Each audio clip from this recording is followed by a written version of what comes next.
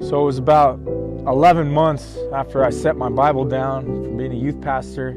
I got sat down and I walked away. I walked away from the ministry. I walked away from the church.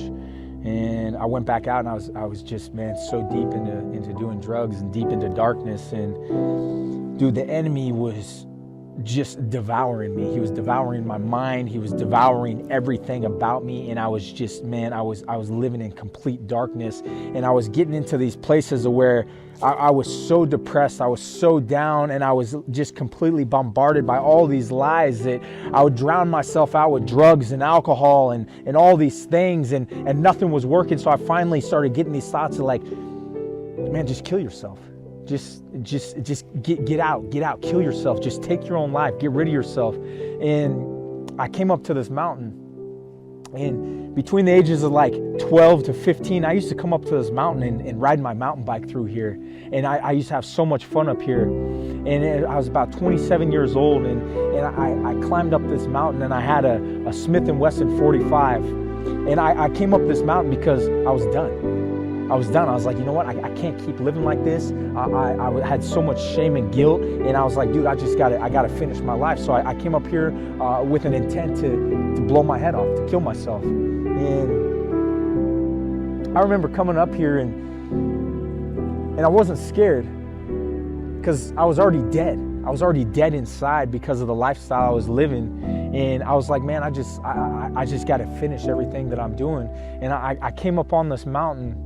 And I remember taking this gun and loading this gun and putting a bolt in the chamber, and I sat on this bench over here, and I had my hood on, and I stuck the gun in my mouth.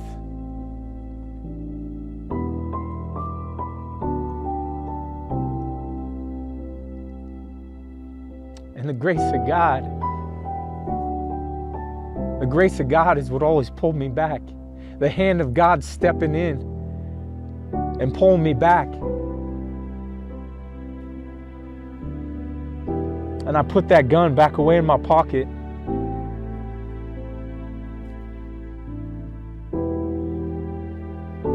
After knowing the Lord, after walking with the Lord, that's what the enemy wants to do. The enemy wants to devour. The enemy wants to destroy. He wants to take our lives. And there's just so many people that are going into these places that are contemplating suicide. And in this area, the spirit of death and the spirit of suicide is all over. People are dying all the time. People are overdosing on drugs. And Jesus is the only way, man. He's the only one that can deliver us and to take us from that very moment and to step in, even when I didn't even realize he was stepping in and saying, no, this isn't what I want you to do. This isn't the path that I have for you. I have something else in store for you.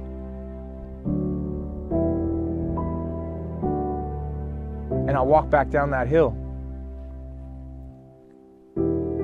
And it wasn't until years later that I realized that God had sent his angels to guard me and to protect me in that time. That God had sent his angels to come against the spirit of death that was trying to devour my life and take my life. That he had stepped on the scene. The Savior.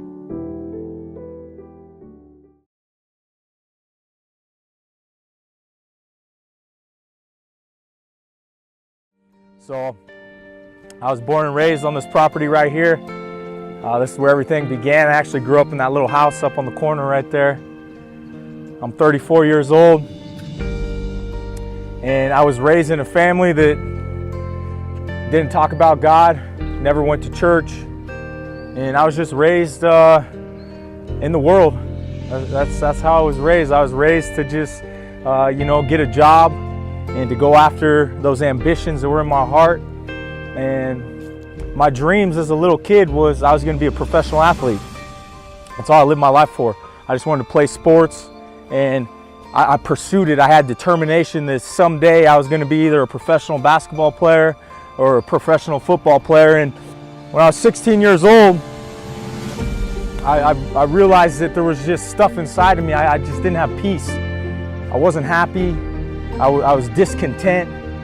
I had all this commotion going on inside of me, and I didn't know how to communicate. I didn't know how to tell anyone what was going on inside of me, so I would just get these fits of anger. I had so much anger and hate because I was always trying to achieve these things in my life that I could never attain. I was always trying to be something that really wasn't me. And at 16 years old, I took my first drink of alcohol. And when I took that first drink of alcohol, something inside of me changed. Something inside of me was like, I just found an answer. I just found an answer to all the stuff that was going on inside of me. I didn't have to feel anymore. I didn't have to feel pressure, because playing sports, I always had this pressure to be the best. I always had to be the best, and if I wasn't the best, I'd beat myself up. And I would never feel good enough. I was never good enough. Whatever I did, it was never good enough. And I took that drink, and I was like, I just felt this release. And that was the beginning of a whole new journey in my life. That was the beginning of me going somewhere and going places that I never dreamed I would ever have to go to these places. About a year after I took that first drink, I was a month into my junior year of high school. I went to school drunk. I drank like a fifth of peppermint schnapps before I went to school in the morning, and I was just completely blacked out drunk at school. And I ended up getting expelled. I got taken to the hospital, and they're like, you know what, you're done. You're done with school. We're making an example of you, because I was playing sports. I was a good athlete, and they're like, man, we're sitting you down. You're done. You're kicked out of school. And that was the day that I got this attitude inside me that said, you know, I don't even care. I didn't even care about life anymore. I'm done living. What am I going to live for? All I had lived for was to play sports. And now that I had that dream taken from me, I got this attitude of just hate. I got this attitude of anger. I got this attitude of, you know what? I don't care about anything. I'm going to do whatever I want, and I'm just going to go out and just live how I want to live. And that's when I just delved into drug addiction. I started smoking pot. I started doing cocaine, and all of a sudden these things just started happening really quickly. And before you know it, I was so far entrenched in this stuff that I didn't have time to breathe and time to realize what I had just opened this door to. I just opened the door to this demonic realm, to this realm of darkness that was going to just destroy my life for many years. A week after I turned 18, I had a keg in the back of my truck, and cops pulled up, and I ended up getting my license taken away for a year, and I ended up getting charged with a minor in possession of alcohol. And this is where I end up. I end up at the Tuolumne County Jail. I end up getting a 35-day sentence, and this was my first stint in jail. And this just led me down this path of just continuously going to places and getting in trouble, getting put behind bars. So, you know, I never dreamed that I'd have to end up being at a place like this. It's stuff that I saw in the movies, and I was like, man, I would never want to go there. I never saw my life heading in those directions, but that's what happens when I started drinking and doing drugs, is it just would take me to do things that I didn't even want to be doing, but I couldn't say no. So I ended up coming here for 35 days, got my license taken away for a year, and yeah, man, it wasn't fun. You know what it feels like to get everything taken away from you and to get put inside of a cage like an animal. And yeah, man, I would get in there and I was like, man, I never want to go here again. I never want to have to go through this stuff again, God. And all of a sudden I would get out, and I'd find myself back into these things. Like 2 weeks would go by, and I just couldn't learn my lesson. I couldn't get over these things because I had something else going on inside of me, something much bigger, something much stronger, more powerful. You know, and come to find out later, it was the enemy, man. The enemy had these strongholds in my life where he was just pulling me in these directions where I couldn't say no. And so after getting saved and walking with the Lord for over 5 years and being in the ministry, I was a youth pastor from 24 to a little after 26. I traveled the world. I was in Africa doing missionary work. I went to Mexico doing missionary work, just taking the gospel, taking the word to different places, fulfilling the commission. And yeah, man, I served Jesus, dude. I got delivered. I was living for Jesus, how I knew how to live for the Lord. And roughly after 26 years old, I got sat down as youth pastor. I still had strongholds in my life that hadn't been dealt with. I still had areas in my life where I was walking in sin and falling into sin. And I had sex with my girlfriend at the time. And I brought it to my pastor, and I was just, man, I had so much shame and guilt and condemnation for what I was doing, because here I am, standing for Jesus, preaching the gospel, and yet I still have these areas of sin in my life. So, I take this to my pastor, and we talk about it, and a couple months goes by, and all of a sudden I'm back in this situation where I'm having sex again, man. I'm falling into sin. I'm giving myself over to sin, and I ended up getting sat down. My position got pulled. I got sat down, and I was at this fork in the road where I could have just kept my eyes on Jesus and got restoration, or I could have just went another way. And I allowed frustration, disappointment, anger. I allowed all those things to come into me, and I took my Bible and I set it down and I walked away. I walked away from the church. I walked away from the Lord. I walked away from the Father who set me free, who delivered me, and I went back to the world. I was like, you know what, I'm not doing this anymore. I'm done. I turned my back on everything. I was like, if this is how the church is going to be and this is how people are going to be, I'm walking away from the ministry. So I walked away from the ministry, and I cut out all the Christians in my life. I was like, you know what, I don't want anything to do with these people. I don't want anything to do with all the way that they talk and live, because I know everyone else has got things that they're struggling with too. And I felt like I was just all alone out in this world, all alone. So I set everything down, and a year after I did that, I find myself in San Francisco, and I'd been sober for over 5 years at this time. I find myself in San Francisco, and all of a sudden, I get this real subtle voice that says, man, just go have a drink. It's gonna make you feel better. Just go have a drink. And I walked across the street. It was almost like I was just completely possessed by something. I walk across the street and I go and buy a fifth of Jack Daniels, and I stick it in my pocket, and I walk back in where I was with everyone, because I didn't want anyone to know what I was doing. And I pour this drink into this cup after being sober for all these years, and I poured that poison right inside of me, and something happened. Immediately, I was taken back into this realm of darkness, into this realm of just chaos, and I find myself in a hotel room, being up for the whole night. I find myself in this hotel room smoking crack cocaine, smoking methamphetamines with a bunch of transvestites, with porn all over the place and needles all over the place. And there I was, back inside of this place that I had been delivered from when I was younger, and here I am back in the darkness, back in all the stuff that I had preached and said I was never going to do again. And for 2 years I smoked methamphetamines.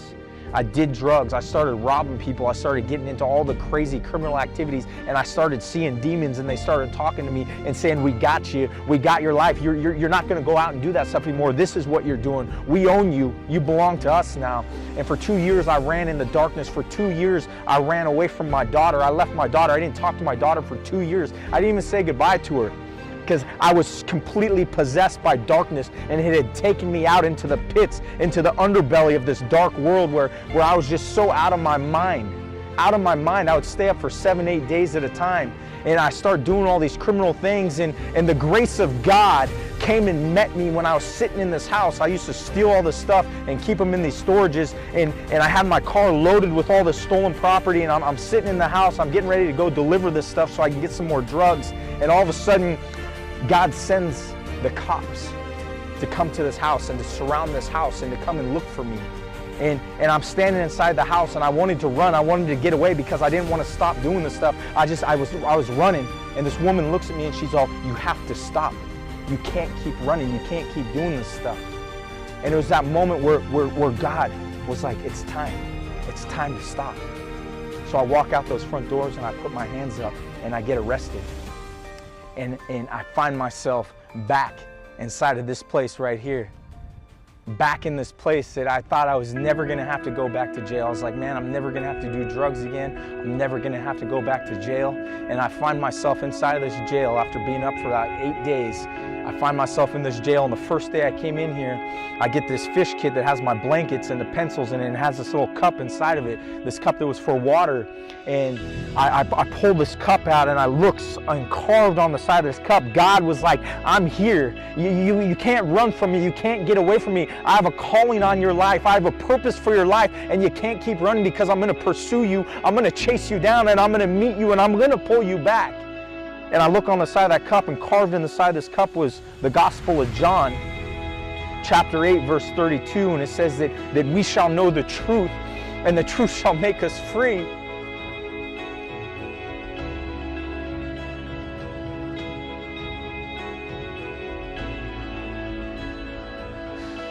I've been living in so much bondage. I was so chained and bound. I'm 28 years old, looking at doing 7 years in prison. And I was like, man, what happened to my life?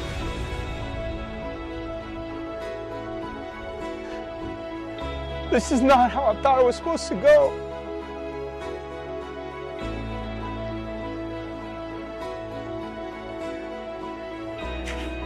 And God met me there. God met me at that point, my lowest point, the point of where I was hopeless, the point of where I was like, man, there's nothing, I'm done, I'm going to prison for 7 years. And the Father stepped in and He's like, I'm here. I never left you this whole time, I'm here, I love you. I have destiny for you, I have a plan for you.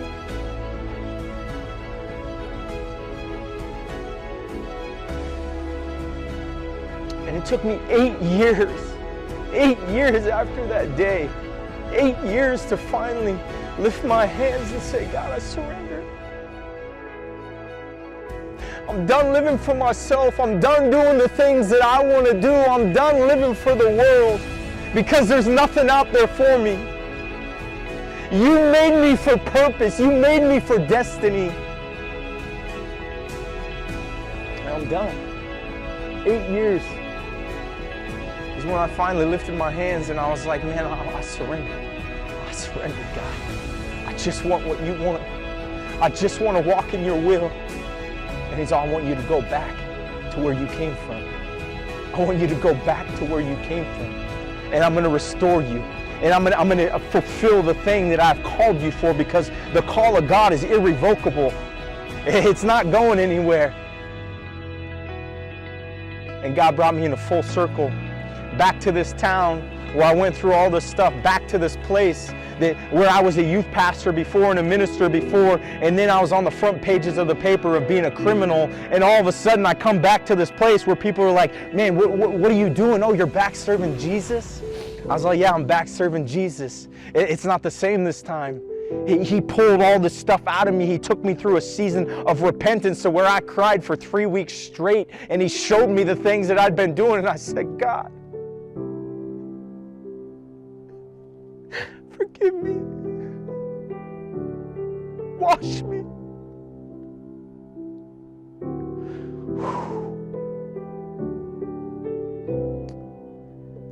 Because He'll never leave us. His love is relentless. It pursues us even to the darkest places. It chases us down. It doesn't matter what you've done. It doesn't matter where you've been. He said, I love you right where you are. And I love you so much that I'm going to meet you right where you are, and then I'm going to take you to somewhere greater. It's His love. It's the love of the Father. That He loved us so much that He sent Jesus for me because of where I was. I was living in sin and I was going to die. Not only die in this flesh, but I was going to die and go to hell. And He's like, but I love you so much, I'm going to send my Son down. The cross is an instrument of death, but it's also an instrument of His love for us. He's like, I love you so much. I want to make a way so you can come back to me. I want to make a way for you. I want to bring you back because I made you to walk with you. I made you for a relationship, for intimacy. And when you experience my love, it just begins to break all those walls, all that hardness that I had built up against people, against the church. All of a sudden, His love started coming in and gently just pulling all that stuff down and giving me that new heart, like it says in Ezekiel. I'm going to give you a heart of flesh. I'm going to put my heart inside of you, so that you can take what I have done in your life. This is all what He has done in my life. Without Him, I am nothing. Without Him, I would be dead. It's by His grace He delivered me from death.